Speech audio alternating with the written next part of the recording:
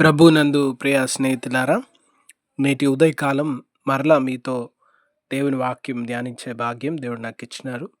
కొన్ని పనులను బట్టి గత కొంతకాలంగా బిజీ ఉండడాన్ని బట్టి చేయలేకపోయినాం.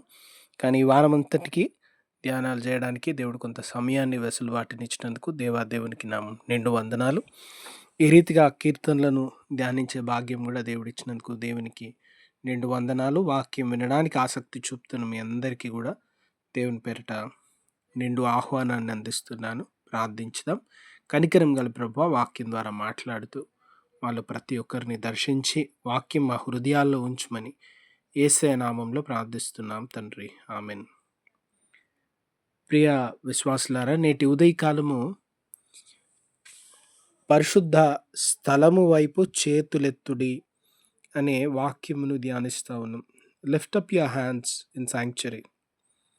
దేవుని వైపు చేతులెత్తుట. చేతులు ఎత్తే సందర్భం ఏంటి?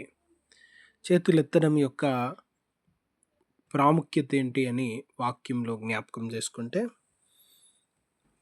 దేవాలయంలో దైవజనులు ఆశీర్వదించేటప్పుడు చేతులెత్తుతా ఉన్నారు. భక్తులు, విశ్వాసులు వారి అక్కర్ల కొరకు మొరలు తెలియజేయడానికి దేవుని వైపు చేతులెత్తుతా ఉన్నారు. నిస్సహాయతలో సహాయం కొరకు చేతులెత్తుతున్నారు. బాధలో, వేదనలో ఎక్కడన్నా చిక్కుకున్న వాళ్ళు, ఇదిగో నేను ఇక్కడున్నాను, నన్ను రక్షించండి, వరదలు, తుఫాన్లు వాటి మధ్యలో ఇదిగో నేను ఇక్కడున్నాను అని అరుస్తూ చేతులెత్తుతా ఉన్నారు. చేతులెత్తేటువంటి సందర్భం దీవెన, చేతులెత్తే సందర్భం స్తుతి, చేతులెత్తే సందర్భం సహాయం కొరకు, చేతులెత్తే సందర్భం రక్షణ కొరకు. ఈ రీతిగా అనేక విషయాల్లో చేతులెత్తి దేవుని వైపు మనం చూస్తున్నటువంటి విషయాల్ని జ్ఞాపకం చేసుకుంటా ఉన్నాం.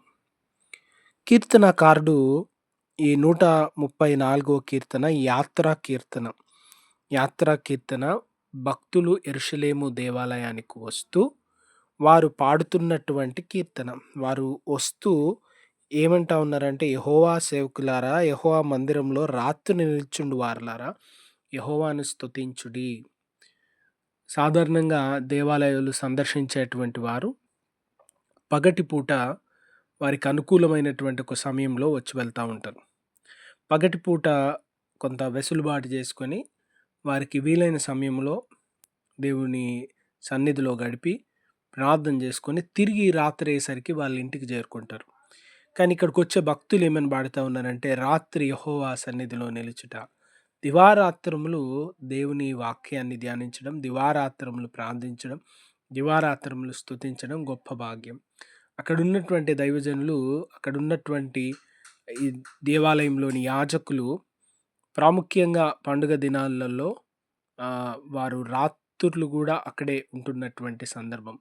రాత్రులు కూడా దేవుని స్తుతించుతున్నటువంటి సందర్భం. దేవుని సన్నిధిలో గడపడం యొక్క సంతోషం, దేవుని సన్నిధిలో ఆనందాన్ని వారు అనుభవిస్తూ ఉన్నారు కనుక అక్కడికి వచ్చే యాత్రికులు అంటా ఉన్నారు, పరిశుద్ధ స్థలము వైపు.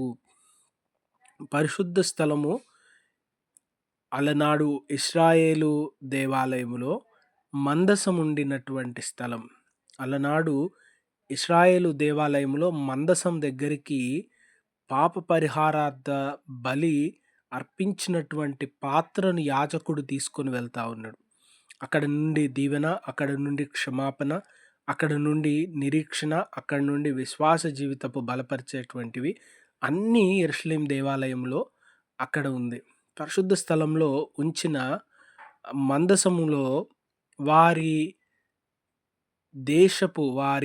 ఇశ్రాయేలు దేశము, ఇశ్రాయేలు యొక్క జనాంగం అంతటికి ప్రాముఖ్యమైన మూలకథ అక్కడుంది.